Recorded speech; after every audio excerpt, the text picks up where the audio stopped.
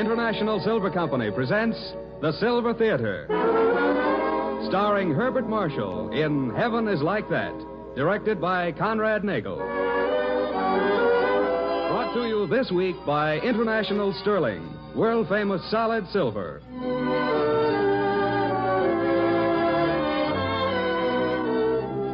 And here is our director, Conrad Nagel. Good afternoon, ladies and gentlemen. We welcome you to the 20th program in the current Silver Theater series. Today we're glad to present once again Herbert Marshall, who, supported by Francis Robinson, stars in True Boardman's original drama, Heaven is Like That. Many other brilliant stars will also appear on our stage soon.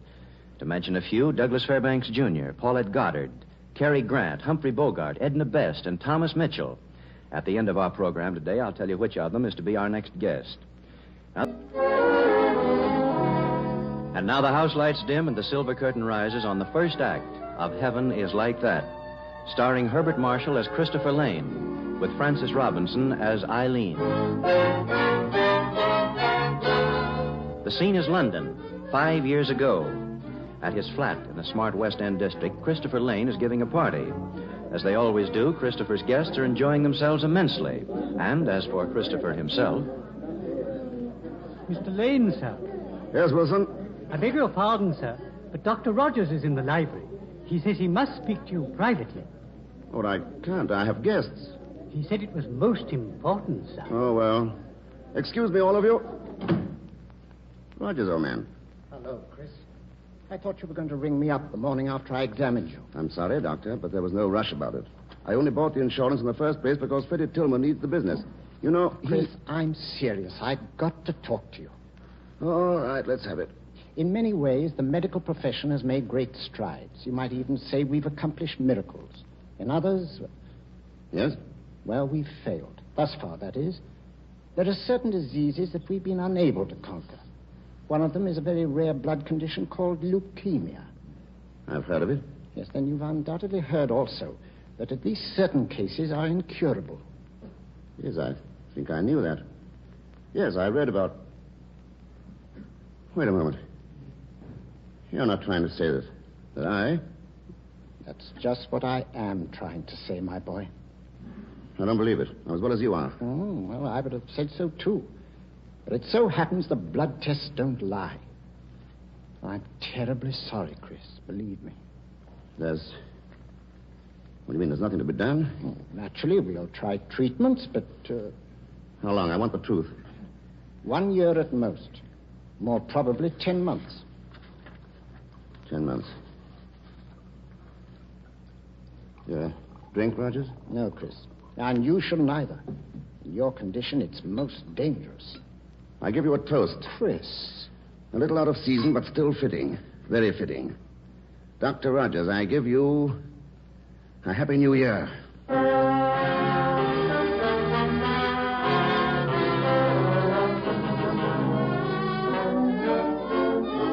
Chris, darling, where have you been? What's wrong? Wrong? Why should anything be wrong? I'm going out, that's all. But your party. Hang the party, I'm going out. I happen to feel like walking. Alone. Any objections? But, Chris...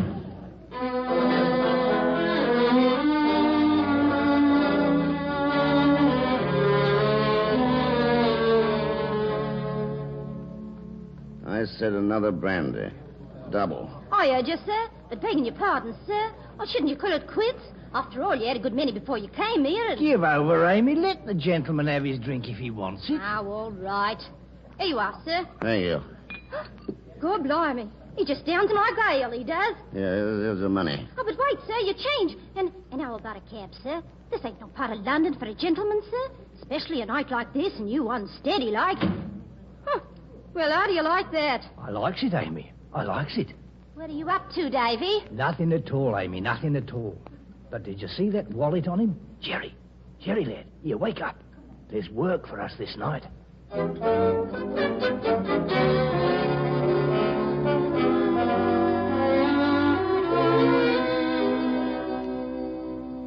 That's still not clear. You say you found me in the street? Nearly 2 hours ago. You must have fallen, and there was no one else to help you. I couldn't just leave you lying there, so I brought you to my room. Drink more of that tea. But How did you get me up here? You came to enough to walk, with me helping you. And now, if you'll excuse me, I'll get on with my packing. Who are you? My name's Eileen. Packing? What for? Oh, I have to leave here in the morning, unless I get a job, that is. I see. What kind of a job have you been looking for? I'm in service. I was downstairs maid to Mrs. Gamma for 2 years, until she died last autumn. That's where I got this. A silver teapot. Mrs. Gamma gave it to you? Lord, no. I left it on the fire one day and burnt a hole in the bottom. She was frightfully angry and took full payment for it from my wages. So now it's my personal private treasure in a way. All I've got, that is. Oh, I should say it was a treasure. Lovely one. Of course, I'll have to have it mended for him. To make his tea, I mean. Him? Don't tell me you have a husband. Oh, not yet. But when I get one. I will, of course, someday. Do I look like a girl who wouldn't get a husband? Not at all. No, I'm sure you'll get the very best of husbands. And now... Oh, are you going? Yes, thanks to you, I believe I can manage now. And you've been more than kind. I'd like to show you my appreciation by leaving... What is it? A minor matter, young lady. But I'll trouble you for my money. I don't know what you're talking about. I had more than 50 pounds of it when I left home tonight. Now it's gone. 50 pounds? But you... Oh, so that's what they were about. Who? When I came up to you, I saw some men beside you. But when I called, they disappeared into the fog. And my money with them. What's funny? It's absurd. There's every reason in the world for me to think you're lying. But I know somehow that you're not. Then you know what's true. I never lie. Eileen, how old are you? 18, sir. What would you do if you had only 1 year to live? I'd pray. And after that? I don't know. I never thought. But I guess I'd try to decide just who to give the teapot to. That's really all you think of. But what about yourself? What about filling those last months with all the pleasure you could find? Oh, good heavens. You don't know much, do you? Don't I? Who ever heard of finding any happiness by going out and looking for it? But one would find it in giving things away, huh? Of course. It's taking things from others that's hard. But giving things, that's easy. Is it? Eileen, suppose you had, instead of just a silver teapot, let's say 1,000 pounds to give away. You might as well say 20,000. All right, I will say 20,000. You see, I do have just 1 year to live. Oh, it's not true. I found out myself tonight. But are you sure? It may be a mistake. No, it's true enough. And because it's true, I'm interested in what you say. Suppose I were to spend my year the way you'd spend it in my place. Do you think you could help me? You mean help you to give money away? Just that. But why do you need help? Just do it. But you know where there's real need. I don't. I'll wager you could think right now of a dozen people who need money, and badly. Well, there's always Mrs. Davis. She's been sick ever so long. And then there's Melio. Melio? The bootmaker's oldest boy. He could be a wonderful violinist someday, but he needs lessons with a real master. And there's... Oh, you're right. There are so many to be helped. Then you'll do it, Eileen? Are you sure you're sober now? Oh, yes, I'm quite sober. And you're not crazy? It's hard to tell these days. And I'm not crazy. All right, then. I will help you. But why are you doing it? Why? I'm not quite sure. Maybe it's because my year is suddenly very precious to me. I've always tried the other recipes for happiness. They never worked. Perhaps yours will.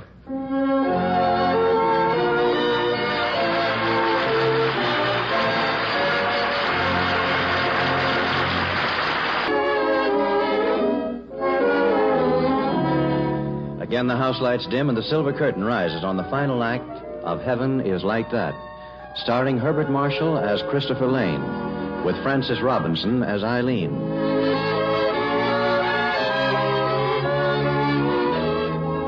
It's the following day, and just outside Christopher's Bank in St. Martin's Place at the appointed hour... Well, here's the first installment. Take it, Eileen. 1,000 pounds. Actually, 1,000 pounds. And in my own hands. I suppose you've already planned how to dispose of it? Oh, yes, I have. It's 400 to Mrs. Davis, 300 for Melio. Never mind the details. I'm leaving that to you. Well, I'll bring receipts. It should be done by 4 o'clock. Good. Then I'll meet you at my flat. Oh, but I couldn't do that. No? It would hardly be proper, sir. At your room, then. That's not much better. Oh, I see. Well, where can you suggest, considering all the proprieties, I mean? There's always a public park. Hyde Park, for instance, near Marble Arch. Hyde Park near Marble Arch it is. 4 o'clock. Very good, sir. And look, my name's Christopher Lane. Yes, Mr. Lane. Christopher. Yes, Mr. Christopher. All right, you win. Goodbye, Eileen. Till 4 o'clock.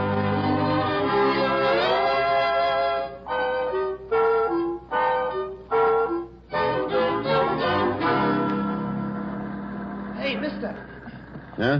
Would you be Mr. Christopher Lane, sir? Yes, I'm Christopher Lane. Well, a girl told me to give you this. Thank you. Oh. Oh, I say, have I been fetching all that money and without even knowing it? Yes, £1,000. Listen, where was the girl when she gave you this? At Mrs. Park's rooming house on Burberry Street.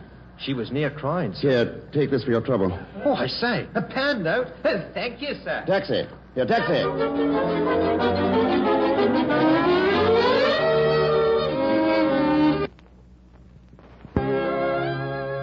There was no need for you to come. I sent you back the money. Why? That's what I want to know. Eileen, you're crying. And suppose I am. A girl has a right to cry if she wants to. Certainly, but she usually has a reason as well. Do you want to tell me? No. Then perhaps I can tell you. Your friends wouldn't take the money you were so anxious to give them. How did you know? Oh, Mr. Christopher, I don't understand it. Mrs. Davis was all of a sudden angry when I offered her her share. She said whatever gave me the idea that she would take charity. But surely you didn't stop with Mrs. Davis? Emilio's father said I must have stolen the money. How can you laugh? I've ruined everything. I wouldn't say it was quite as bad as that. You've just overlooked one thing. The snobbery of the very poor. It's infinitely stronger than the snobbery of the very rich. But what can we do if people won't take help when it's offered to them? We can masquerade it, Eileen. We can make it look like Providence. And there's no one so poor he doesn't still believe in Providence. How do you mean? I suppose you leave that part of it to me. Oh, very well, Mr. Christopher. Look, you couldn't call me just plain Christopher. Oh, no, sir. It would hardly be proper with my being in service and you a gentleman. All right. But you will go through with our bargain now? I don't know. Or something else? Yes. What is it? I don't think I could stand it. Stand what? Well, you know how it is when you're around someone a good deal, even just working with them. You get attached to them, in a respectful sort of way, I mean. And you're afraid you'd get attached to me? I couldn't help it. And then to see you day after day, always knowing in my heart you were only waiting for... I couldn't. You mean it's my dying that you're afraid of? Not just the dying, but after. If we just knew what was beyond, it might be different. But I do know. And because I know, I'm not afraid. You really know? Tell me, what's it like? Like? Eileen, when in all your life were you the happiest? In all my life? Well, I suppose it was the summer Mrs. Gamma took a country house. In Devonshire it was. I know Devonshire. Then you must know what I mean. The soft green rolling hills, and the valleys in between with primroses and daffodils in bloom, and the houses, almost like they were painted against the sky. Well, Eileen, it's very much like that. You mean after? Yes. You see, most people never realize that what we call heaven is really our fondest memories recaptured and our secret hopes all realized. And so I'm sure that in your heaven, there are the rolling hills, the valleys filled with flowers, even the painted houses against the sky. And in every house, a whole row of shining silver teapots. But you say that's heaven for me. What about yours? Mine. It's very much the same. So surely that's no place for either of us to be afraid of, is it? Oh, it would seem foolish to be afraid of that. Of course it would. Now let's get to work. First, there's Mrs. Davis. What would be the best antidote for her overdose of pride?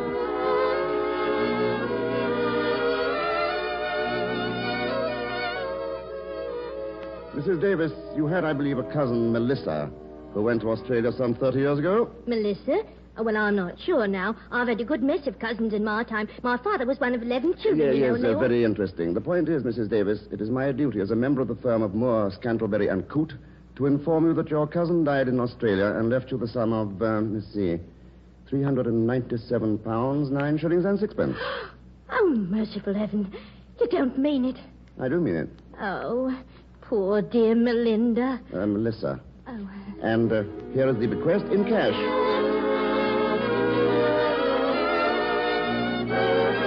Scholarship Emilio Carlotti, £400. All sweepstakes prize to Jerry Marley, £500. Purchase of worthless furniture as antiques from Mrs. Higgins. What's our total now? Do you have the figures? I was just checking them. We've given out a total of £15,400. That's nearly $2,000 a month, just as we planned it. Oh, I know. Yeah, why are you so depressed today? And how many times have I told you to buy a new dress? But I have, sir, each time you've told me. Well, then each new one looks just like the old one. Each new one is just like the old one. Oh, that's absurd. And what about your hair? I told you to have it fixed, made softer. Oh, I couldn't fluff it more than this. Oh, couldn't you? Come here, Eileen. Yes, Mr. Christopher? Do you realize that the Lord made you beautiful because he wanted you that way? Did he, sir? Now, tomorrow I want your hair done properly. Do you understand? That's an order. I'll try. And you'll also try to walk more gracefully. Here, I know. Hand me that book. This one? Mm-hmm. Now, hold it there, on top of your head. Like this? Must I? Yes. Now, walk across the room. Keep your back straight. Go on. No. No? It just happens, Mr. Christopher, that I saw that movie, too. Movie? Yes, Pygmalion. Oh. And if you have the idea of making a lady out of me, you're wasting your time. But you are a lady in everything that matters. I'm not. I'm a servant girl, and I know my place. What's England coming to if people keep trying to push out of their own class? Maybe class distinctions aren't as important now as they used to be. They are to me. Eileen, listen to me. For months now, I've wanted to tell you. Mr. Christopher, we have work to do. Hadn't we better get back to it?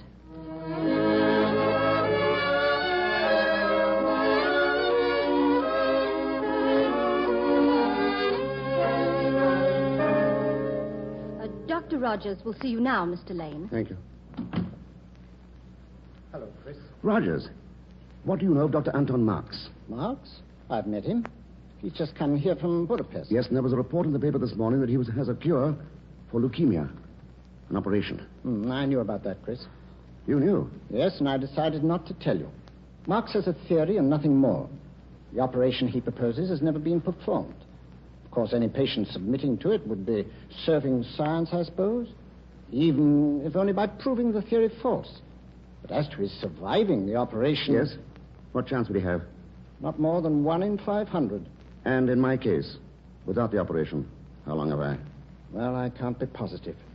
You've altered things considerably by the life you're living now. If you'd gone on as you were, you wouldn't be on your feet today.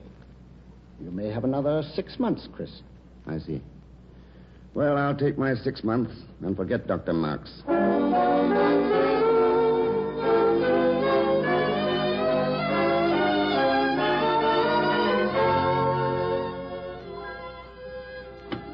Good evening. Well, you did wear the dress. You said I had to. What's happening? You'll see. I finished the accounts. It's all spent. Good. That means our job is done. I know. Eileen, come here. Well, Look. a dinner party. But there are only 2 places. Have you forgotten what night this is? What night? Our anniversary, Eileen. It was a year ago tonight that you discovered me in Burberry Street. And there's another reason. I wanted to give you this. What is it? A deed. A deed to a farm in Devonshire. Green rolling hills with flowers in the valleys. And just one house that looks painted against the sky. But you shouldn't have done it. Why should I give to everyone else and not to the one person who taught me the real joy of giving? Oh, Mr. Christopher. Eileen, will you go there with me? For whatever time is left. I know it's selfish of me, but I can't. You mustn't ask me. I want you to marry me. And who am I to marry you? You're the girl I love, the girl who loves me. And if I do love you, what does it matter? Does that make us any less far apart? That makes no difference. But it does. It must. You're going to marry me. No, I'm not. I'm going away. Our work is done. Our agreement's ended. So I'll just say goodbye, Mr. Christopher. Eileen, you can't have understood. Please I let love me you. go. Please let me go. And forgive me if I can't stay for the party. But I couldn't. Why did you have to put it into words? Wait. At least let me send you home in a taxi. No. If I'm going back to my own life, I'd as well start right now. I'll take the underground. Goodbye. Eileen.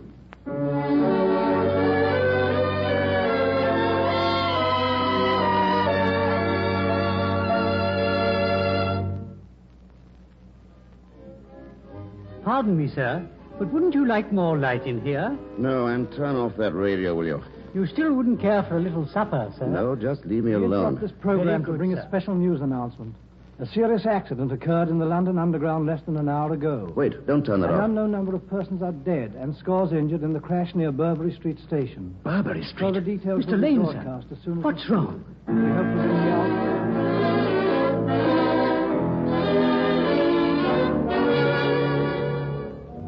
Of course I have called the other hospitals. Are you sure she's not there? Yes, the name is Eileen Walsh.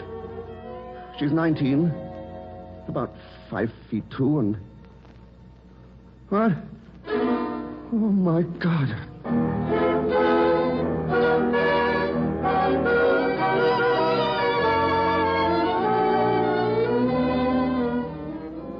And we've done everything possible, Mr. Lane. But with a spinal fracture, well, There's no hope at all. I'm sorry. I may go in now? Certainly. Eileen. Oh, Mr. Christopher. Now I really have spoiled the anniversary, haven't I? Funny, too. I ran to catch that train. Eileen. Yes, Surely it doesn't matter now. matter. The gentleman and the servant girl. That couldn't make a difference at a time like this. I don't suppose it could. I do love you, Eileen. So much. And I love you, Christopher. There surely is a clergyman in the hospital. All right. I'd be happy to marry you.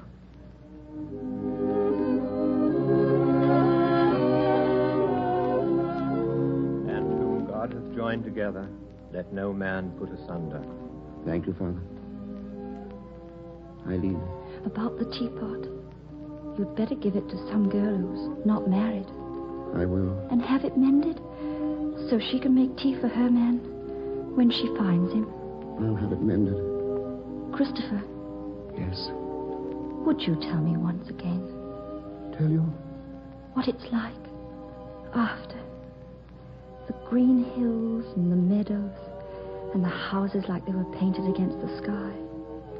Because what we call heaven is really our fondest memories recaptured.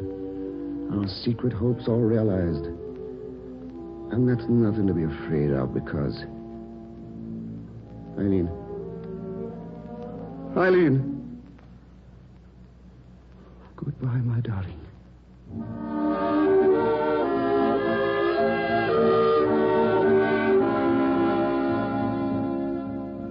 Chris, it's still not too late for you to change your mind. But I'm not going to Rogers. Oh, don't go through with it. I beg you. Forget that you ever heard of this operation. But I did hear of it. And I'm glad. Now. All right, I'm ready. Very well. We'll take him into surgery, nurse. Rogers, there's just one thing. Well? The chances of my coming through this little session. What did you say they were? 1 in 500. Can't you make it 1 in 1,000?